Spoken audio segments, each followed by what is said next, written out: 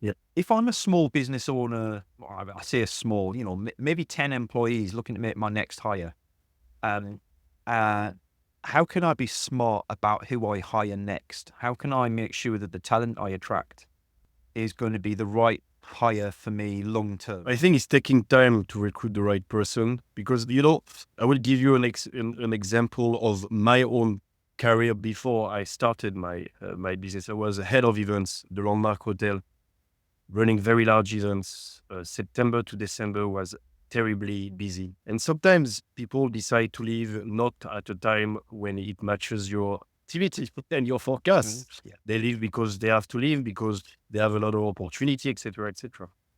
Now, obviously, what is the first focus you may have at that moment is I need to find someone quickly because I have those big events coming next week, next month. And I always, and probably that's a lot of the mindset I have today when it comes to recruitment. I was always saying one thing to myself: I'd rather take a month to find someone but is the right fit than take a week to find someone that seems good but is not the perfect fit. Because there's one thing to keep in mind as well: you're not doing a favor to that person, because that person could have been recruited by a company that will really value his or her mindset, attitude, and values more than that company.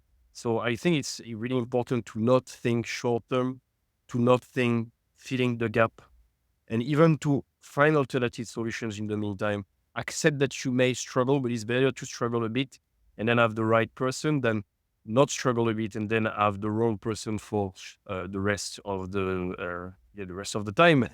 And obviously, Yeah. you're not doing a favor to that person neither, because I wouldn't say there is no bad employees, but I would say there is not as many bad employees as we think.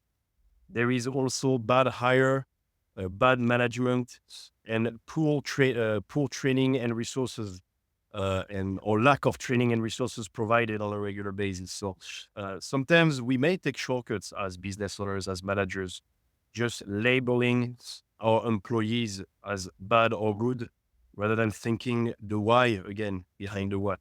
Why is that person like this? What did I not do wrong? What did I not do well for the employees to be like this?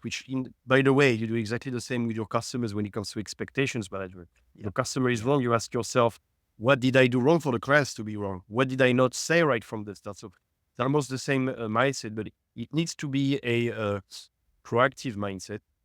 So yeah, I would say take the time to find the right person.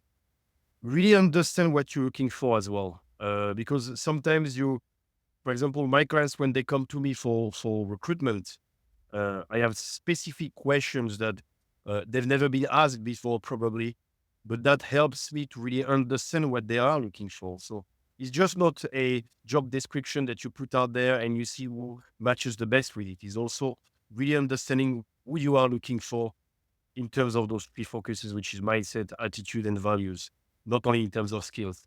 Just before we wrap up, then, you mentioned a couple of questions there that you might ask your clients to kind of get underneath the skin of that a bit more.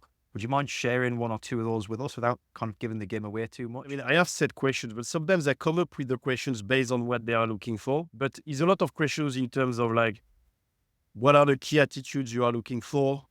Is it, for example, let's say a first entry role, as simple as a first entry role. What are the key attitudes you are looking for? And they can pick between active listening. So first entry roles that dealing a lot with customers. Is it active listening? Is it empathy? Is it proactiveness? Is it handling complaints handling? Is it managing your own emotions? Is it confidence? So like attitude, because at the end of the day, I almost see attitude and skills as the same in customer service, because whatever skills you have in customer service, you still display those skills through your attitude. Uh, Yeah. any skills to handle complaints is how you say it and what you do. And it's a lot about the how, not the what. The what, they know it, I don't know it. So I ask a lot of questions around the how. Also, I ask questions about things that they would like to change based on the previous position that they have.